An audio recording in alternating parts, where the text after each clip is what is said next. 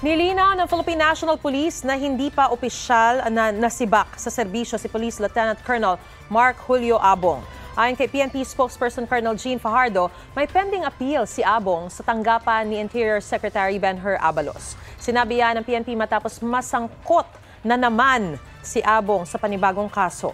Noong linggo, inaresto si Abong matapos umanong manakit ng waiter at 2 beses nagpaputok ng baril sa labas ng resto bar sa Quezon City.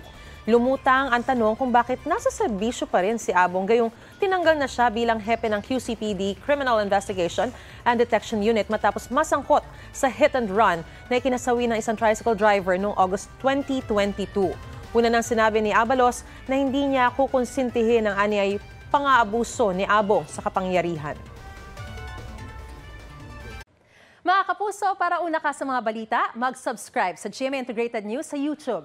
Sa mga kapuso abroad, subaybayan niyo po kami sa GMA Pinoy TV at sa www.gmanews.tv.